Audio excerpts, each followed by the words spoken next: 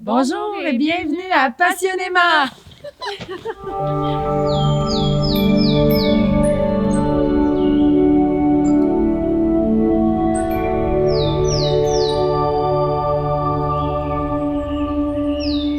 Aujourd'hui, on reçoit Diane Letourneau, ma tante. Ta marraine. Ma tante Didi. Ma tante Didi pour les intimes. Pourquoi avoir choisi d'inviter Diane dans l'émission? Moi, je trouve que Diane a un parcours atypique. C'est un entrepreneur avec une maîtrise en art. Toi, je sais que depuis que tu es petite, ce que tu as vu de ma tante Didi, c'est juste la pointe du iceberg. Moi, j'ai vu plus que ça. De toutes les années que je l'ai côtoyée avant ta naissance aussi, j'ai vu beaucoup de réalisations que Diane, elle a fait en tant que sculpteur, artiste, etc.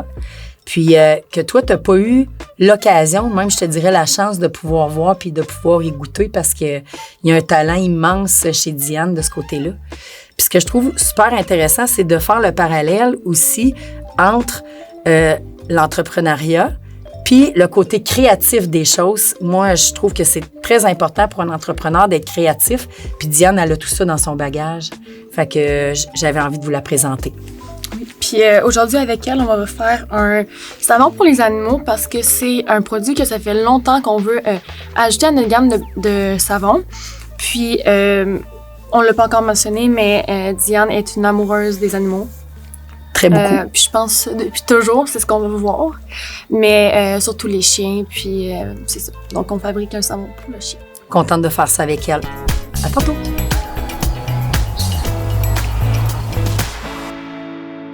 Fait que là, aujourd'hui, on fait un savon pour animaux. Ouais. De base, si on explique un petit peu, là, Didi aime bien les animaux.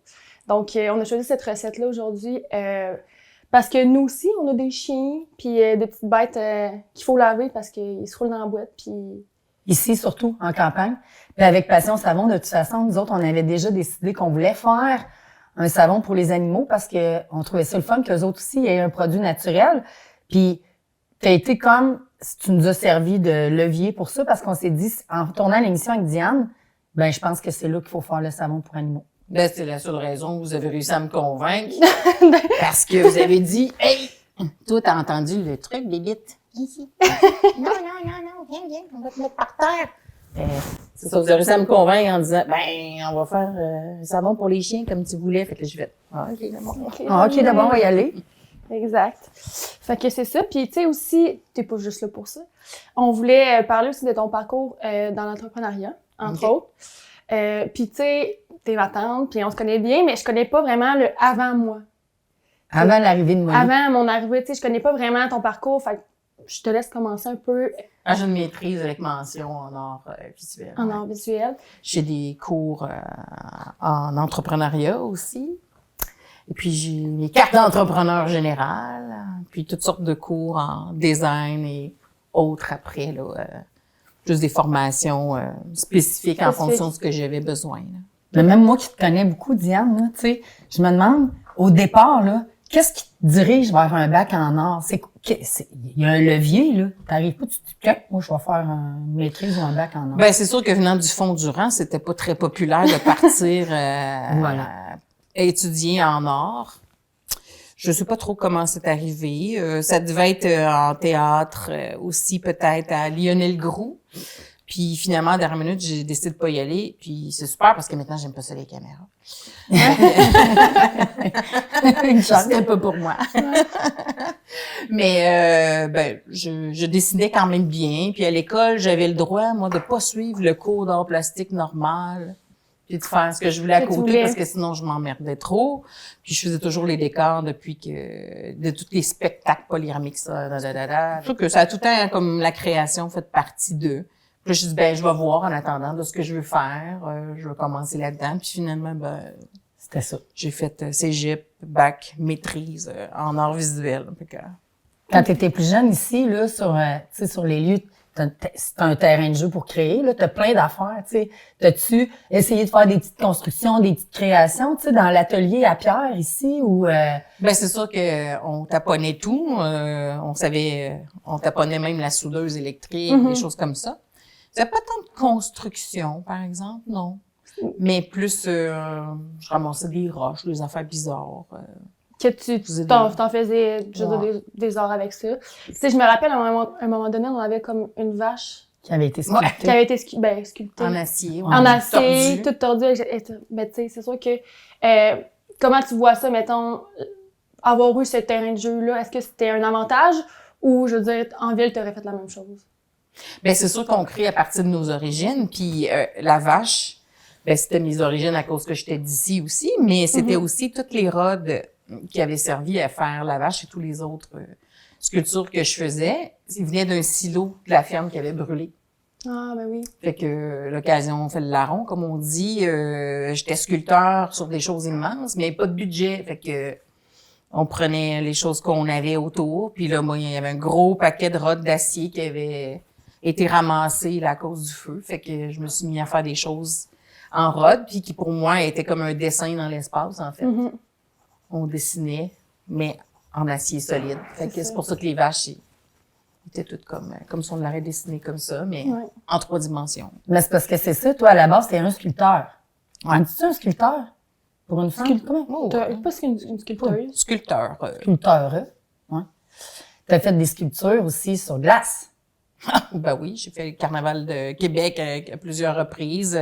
Festival des Joues Rouges, on se promenait, là.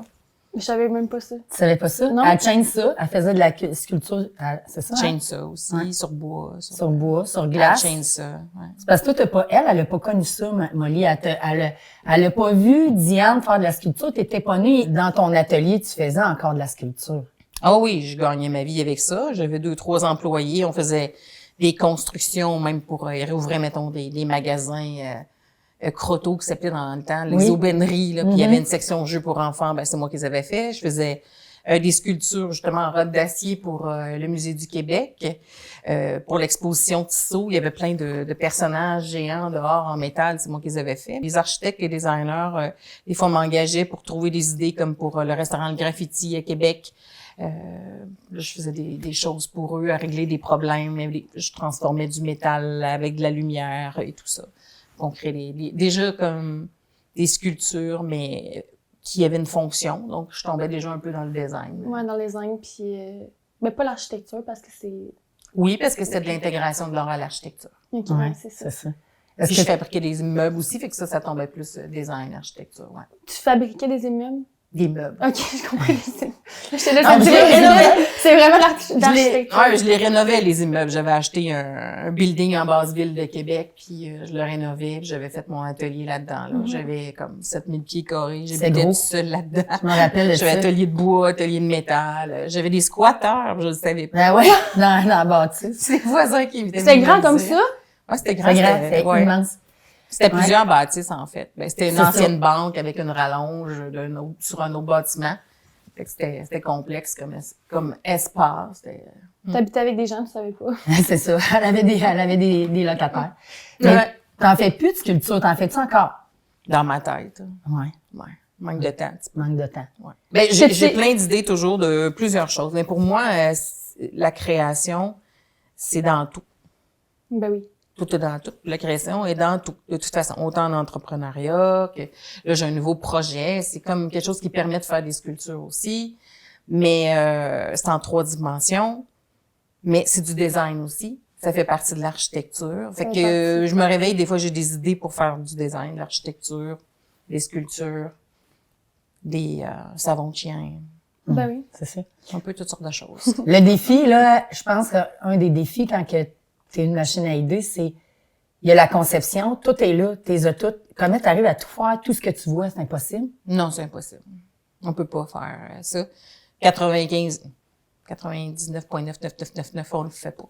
Ouais, c'est ça, c'est impossible. J'imagine. Parce qu'une idée, ça prend pas de temps. Non. C'est vraiment rapide. Après, le tu cerveau, la hein. conçois puis tout ça, mais je veux dire, tu sais, de dire, tu sais, après la fabrication, il y a des fois, ça peut être très complexe, tu sais. Comme mon dernier projet, c'est vraiment compliqué, là. Ça fait des années qu'on est là-dessus, puis c'est vraiment complexe à faire réaliser, tu sais. Parce que c'est quelque chose d'avoir l'idée, mais que quelqu'un aussi la comprenne, puis que quelqu'un soit capable de le mettre, par exemple, mettons, dans un matériau, etc., ça va être plus compliqué. Il y a ça. Qui peut le faire? À quel budget? Il y a ça aussi. Ouais, L'argent, le coût. ça fait partie de la vie. Puis développer des projets, bien souvent, c'est cher. Puis quand tu es en création, le problème, bien, vous devez le savoir, quand vous faites des essais, bien souvent, vous devez atteindre votre parfait. Bien, votre parfait, c'est jamais parfait. On continue toujours s'améliorer. Non, Mais c'est ça. tu fais plusieurs tests qui s'en vont aux poubelles, là, souvent, Ouais. avant de faire les bons. Mais ça demande du budget aussi, tu sais. Fait que à chaque fois que je fais quelque chose, en général, c'est nouveau. Fait que c'est toujours quelque chose de combien ça va te prendre de temps, combien ça va coûter. Comme c'est nouveau puis qu'il n'y a pas l'expérience de l'avoir déjà fait exactement comme ça, c'est toujours embêtant parce que on l'a pas fait. Tu le sais pas. Puis souvent, c'est que ça apporte des extensions de coûts et des extensions aussi dans le temps. Parce C'est que ça. tu penses, ça va prendre tant de temps, mais c'est qu'il y a toujours, comme tu dis, moyen d'améliorer la chose, de changer, d'avoir une autre idée qui s'ajoute. Fait que ça fait en sorte que, je veux dire, ça s'étire, puis là, ça prend plus C'est de ça. temps que prévu, là. Ouais. Parce que tu pourrais peut-être respecter les délais, mais c'est que ça sera pas comme tu le souhaites. Fait que Oui, ben c'est ça. Fait que quand c'est un projet pour moi, ça respecte pas les délais parce que je me dis il faut que je le sorte à temps. Mais c'est sûr que quand on fait un projet de design, ben là on dit on a un cadre, on a un budget, puis on dit ben on sait qu'on doit rentrer dans ce budget-là. Donc on a des idées que des fois on fait on veut ça, mais là on les retravaille et on transforme notre idée pour atteindre le maximum vers notre idée avec le budget qu'on a et le temps qu'on a. On recadre. C'est ça. On n'a pas Puis le là, choix. comme pour informer les gens qui vont écouter, parce que dans le fond, en ce moment, tu travailles en design, architecture. Oui, c'est ça. Je fais du design, d'aménagement intérieur et extérieur aussi. Entre autres, on fait toutes les fromageries Victoria. Enfin. Toute la nouvelle image des fromageries là, depuis 2015. Avant, je faisais Mia Pasta. J'ai fait des choses pour les grands ballets à Montréal. J'ai des bureaux d'ingénieurs à Montréal. Ouais, c'est C'est plus au commercial. Ouais. Plus. Ouais. C'est ça. On s'est Même beaucoup de notre bouche-oreille. cuisine. Même votre cuisine, Même notre oui, cuisine. qui était inspirée des gens qui y habitaient. Ouais, Exactement. exact. On a le roux des cheveux. Non, c'est pas comme ça qu'on a fait ça. C'est pas de même, mais C'est quasiment. pas comme ça. On a plutôt regardé, justement, quand on fait une conception, que ça soit commercial ou pas, quand c'est comme pour vous, on dit, c'est qui les gens qu'il y a dedans, mais qu'est-ce qu'ils veulent vivre comme sensation? On dit pas, on commence pas par quel est leur budget ou tu sais. On dit, c'est qu'est-ce qu'ils veulent ressentir comme émotion quand ils sont dans leur cuisine, tu sais. Qu'est-ce qu'ils veulent vivre, tu sais. Si la personne a dit, moi, je veux pas recevoir de gens, je veux recevoir des gens, ou je veux me sentir comme ça. Christine est colorée, elle dit, moi, je veux pas quelque chose qui est noir et blanc puis plate, je veux que ça soit vivant, que ça soit chaleureux. Fait qu'on on y va avec qu'est-ce que les gens ont le goût de vivre, et après avec l'espace et le budget aussi. Ta passion pour les animaux, là, c'est-tu né en... T'étais jeune ou comment c'est venu, tu sais? Bah, ça a tout le temps été pas mal là. J'ai des photos avec un petit costume de bain vert où je coupais à moitié comme ça, puis je tiens un petit chat, la tête à l'envers, et la queue ici. Je suis toute fière. Trop heureuse. Trop heureuse parce que je tiens un chat, la tête Ouais. à l'envers, puis plein de photos où je suis couchée avec chat et chien à la ferme, et puis j'ai eu un petit chien princesse, un petit truc, Un petit truc. un petit truc pas trop beau, Une petite princesse pas trop belle. vraiment. Ouais, mais c'était mon petit chien. Tu l'as eu quand tu habitais ici? Ouais, quand j'habitais ici. Puis mon père, il dit que quand je pleurais ou que j'étais triste, je disais « allez voir la princesse, il y a juste elle qui me comprend. » C'est les animaux. C'est ça. Fait que ça a toujours été un lien spécial, moi, avec les animaux, évidemment. Fait que C'était comme ça. C'est parce que Diane, là, moi, ce que j'ai remarqué, c'est qu'avec les animaux, là, tu leur parles comme on parle quasiment à un humain. Ouais. Puis les animaux, ils comprennent ce qu'elle dit Ben, ils comprennent plus qu'on pense. plus ouais. qu'on pense. Ils comprennent pas tout, par exemple. Non, Une mais non. chance, parce que je les surnomme des fois de beaux petits noms. Non, celle que j'ai en ce moment, c'est une grosse golden rousse, Ginger. C'est la mère de Frida. Oui. Frida, qui est comme Frida Kahlo, l'artiste Frida Kahlo, tannante. Donc, ça va bien, tannante. Frida. Je Frida, sais pas là-dedans. si on l'a nommée parce qu'elle est tannante ou si... Ça avait fait le contraire. Moi, C'est le parce nom qu'on qu'il l'a a appelé de donné. même. En tout cas, ça y va bien. Là, moi puis Molly, là, Ouais, faut faire des savons, là. Ouais, on a fouillé une recette de savon pour animaux, puis on a Mhm. commencé, puis on a modifié certaines choses. Ouais. Mais là, quand on a starté notre patente, on a dit, bon, on a des petits moules pour faire les savons d'animaux, mais on s'est dit que c'était pas optimal, mais qu'on allait peut-être avoir d'autres idées, parce que tantôt, tu l'as dit, dans un processus de création, ben, Les chiens, eux autres, ils s'en foutent. Ouais. Ils aimeraient mieux que t'en fasses pas de savon, premièrement. ouais, c'est ça. Ouais, c'est vrai, hein? La plupart. Point de vue des chiens. Quoi qu'il y a des golden qui aiment bien se faire laver, mais pas les miens. Mais c'est sûr que pour toute l'idée, l'émotion, puis que les gens comprennent d'un coup d'œil que ça parle de savon de chien, ben en donnant en forme de petite pâte, en forme de biscuit pour chien, en forme de... Toutes, tu sais, les choses qui... En forme de petit chien, de petit chat, mais en forme de biscuit, ça se tiendrait bien aussi pour aller frotter. Moi, je pense qu'en forme de biscuit pour chien, j'aime ça, moi. Parce que là, on est en forme de, je sais pas quoi, là. Non, mais les chiens adorent les gâteaux. On dirait des petits cupcakes. Puis ça ici, ben... On sait pas trop. On sait pas trop. On a pris son les moules, puis on a dit, on va l'essayer, puis là, on est allé assez modeste. On a fait une petite batch, justement, pour l'essayer, puis on veut voir le résultat, là. Ouais, mais je l'essayerai sur les miennes, ils perdent tout leur poids, je vais en parler. Fait que j'ai fait fondre des huiles dures. J'avais mis des huiles dures là-dedans. Je les ai fait fondre. Fait que là, la première étape, quand on fait un savon, c'est que j'ai des huiles qui étaient déjà molles. Je les mélange ensemble. Parce que nous, on saponifie nos savons à froid. Fait que le moins chaud c'est, le mieux c'est. Je te dis saponifie. Oui, saponifier. En fait, il y a de la soude qui va venir dans le savon pour saponifier. Parce que sinon, si tu mélanges juste des huiles, ils vont redurcir, mais ça va être quand même bien trop mou pour dire qu'on est rendu dans une forme savon. Fait que là, tu sais, en mélangeant les deux huiles, après ça, je vais les mettre dans le bol dans lequel on va fouetter le tout. Ensuite, Didier, elle voudra brasser, je pense. Ouais, elle voudra brasser. Je vais te donner mes gants, Didier, OK? Parce que... Ça roule. Ben, c'est parce qu'il y a de la soude, puis je voudrais juste pas que tu te fasses mal aux mains. Tiens. Tu vas brasser, toi. Super. Puis là, ici, j'ai une huile de surgraissage dans laquelle on a mis de la lavande parce que c'est ce qu'il conseillait. Mais, je pense que l'huile de Nigel... Oui, l'huile de Nigel. Je pensais que ça Qu'est-ce que ça fait, l'huile de Nigel? Ben, ça rend les cheveux brillants. Fait que ça va rendre le poil brillant. Ah. Tu peux commencer.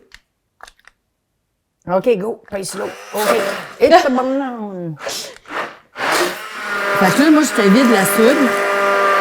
C'est ça qui va faire, ça va durcir. On voit que ça épaissit, en tout cas. Fait que là, t'as la trace. Fait que je vais rajouter l'huile de... Plantez-vous! Je pense que c'est bon. Ça sent bien. Ouais, c'est bon. C'est parfait. On remplit les moules. Ouais. Tu peux y aller. Ouais. Ben oui. Garde-toi. Moi, je suis sûre qu'on va manquer de moules. On a-tu besoin de ta petite patine? Ben, je pense que ça irait mieux. Au cas où. Je pense que ça irait mieux. Ça... Ouais, ouais, bravo, Didi. C'est pas grave. Puis là, une des dernières questions qu'on avait, c'était... Ouais. Comment qu'on fait... Ben, c'est comment se vendre en tant qu'entrepreneur quand on vend, mettons... On se vend nous. Quand on se vend nous, toi. notre coco. Je sais pas, c'est très difficile pour moi parce que c'est mon point faible. Mais je suis très, très, très chanceuse. J'ai même pas de carte d'affaires depuis 2000. Depuis que j'ai vendu ma boutique, j'ai même pas de carte d'affaires.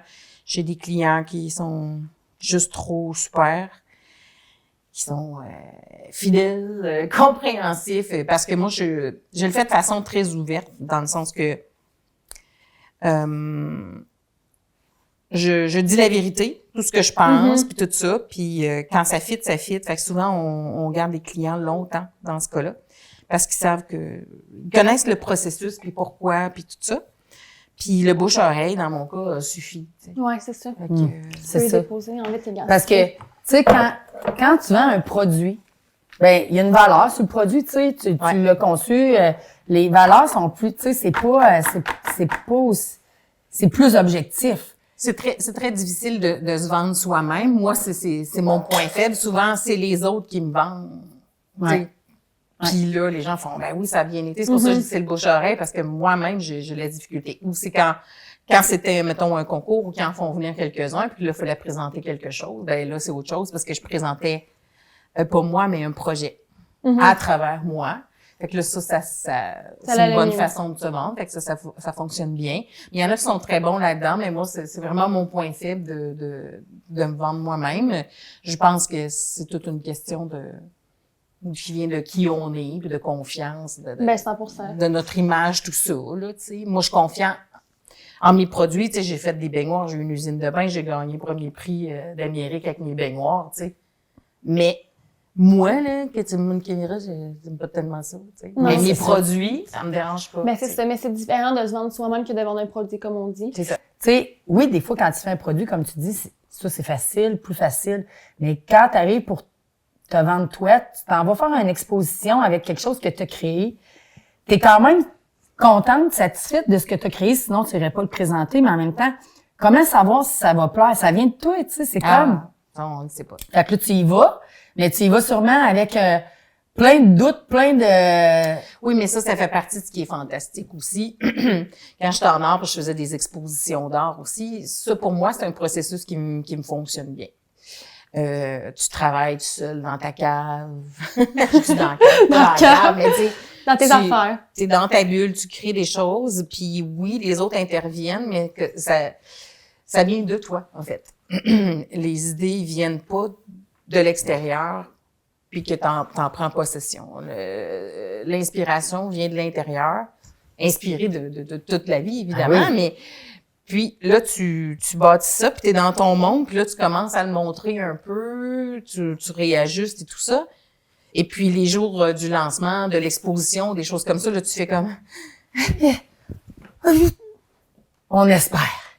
Tu te livres à 100%. Mais c'est le thrill aussi, c'est ça l'affaire, c'est un accomplissement, t'es rendu là, c'est une fierté, souvent t'es content, t'es rendu là, puis t'es content de le montrer. De le donner. Puis t'es stressé, évidemment, parce que tu peux plus rien y faire. Il est là, puis il t'appartient plus. C'est déposé. Il t'appartient plus. Ouais. Mais il appartient à tous ceux qui le regardent ou qui le jugent ou qui... Fait que là, tu peux réajuster après. Même temps, je parle d'une exposition d'art ou de sculpture. Là, à cette exposition-là, tu peux plus rien faire. Puis t'attends les commentaires. Mais moi, je suis chanceuse. En général, toujours comme super bien été. J'ai représenté le Canada en Europe plusieurs reprises, des choses comme ça. Fait que j'étais chanceuse, vraiment. Je gagnais ma vie à 25 ans comme sculpteur. C'est rare. Parce qu'elle l'associe à de la chance. Moi, j'associe ça au talent. Ben bon. Ouais. Chacun notre vision des choses. Ouais, mais c'est un mélange de tout ça, j'imagine. Puis après, j'ai bifurqué vers le design. Je me suis mis à vouloir faire des baignoires, tout ça.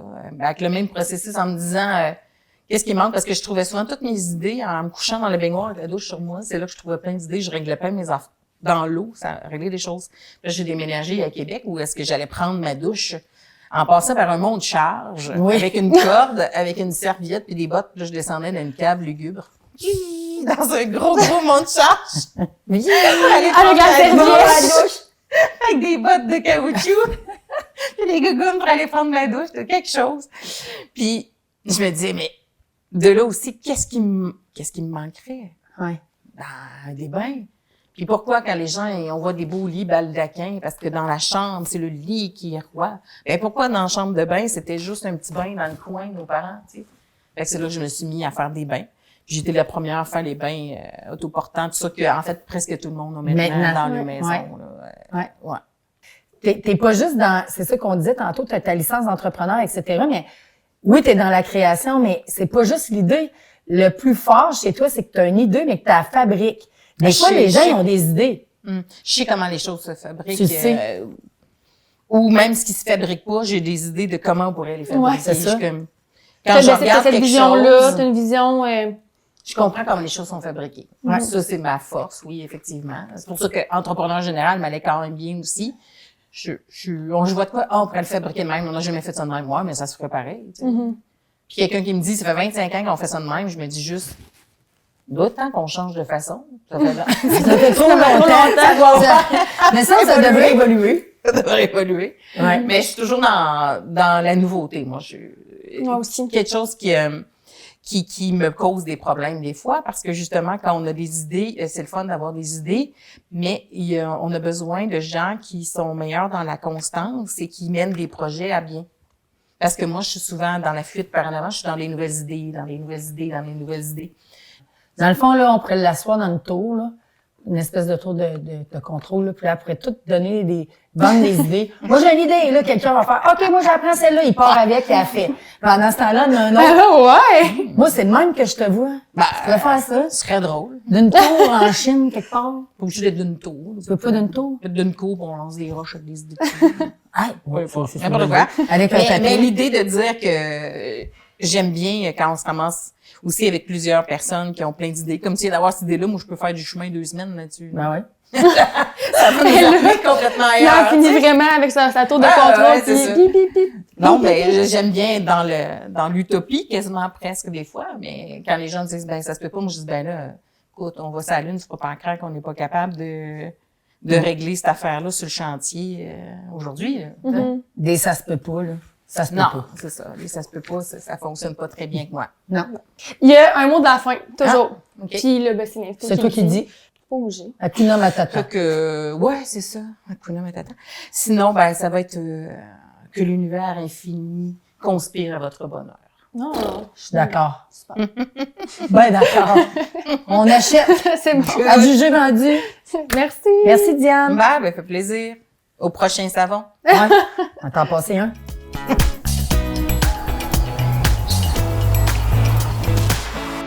Donc, pour conclure sur l'émission d'aujourd'hui avec Diane, personnellement, ce que j'ai vraiment aimé, c'est de pouvoir apprendre plus sur son parcours. Pas juste parce que c'est ma tante, mais aussi parce que je trouve que c'est quand même très atypique puis que ça mérite d'être connu, d'être entendu, d'être vu parce que, je veux dire, elle a fait tellement de choses dans sa vie différentes, mais qui ont tous un lien, tu sais, avec l'entrepreneuriat et l'art surtout. Puis je pense que, tu sais, c'est une personne tellement créative, puis c'est rare qu'on rencontre quelqu'un comme elle. Donc, c'est ça. J'ai bien aimé. T'as vraiment raison, Molly. Puis ce qu'on a su aujourd'hui, ce que tu as appris de Diane aujourd'hui sur Diane, c'est une infime partie de toutes les histoires qu'elle pourrait te raconter sur son passé puis son vécu en tant qu'artiste entrepreneur. Fait que merci, Diane. Hey, merci à tous d'avoir été parmi nous. On se voit la semaine prochaine. Au revoir. Clac. Claire, C'est prêt? c'est prêt. C'est cuit? On est cuit? Oui, c'est quoi, Queen? Cuit. Ah. C'est prêt, on est cuit? Ok. Ah, salut! T'es là. Ah, Elle commence avec ma tante, ça, pas ça à ça. part fort. Ok, part on très recommence fort. ça. Bon? Une chance que t'as pas dit l'autre mot qu'on dit quand on dit ma tante Didi. J'étais sûre qu'elle allait le dire. Hein? Après qu'elle Ça a dit ça, pas été- c'est pour ça que j'ai ri, j'ai comme fait, non. tu me sortir. Oh, dis pas ça de la caméra, là. C'est juste des histoires à maïs, ça.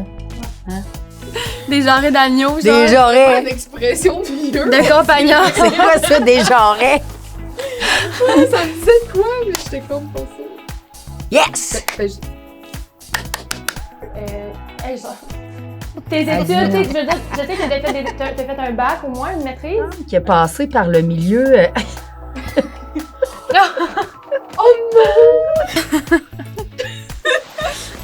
Mais on avait dit à Max qu'on ferait des tests sur son chien. Ah, j'ai mieux ça.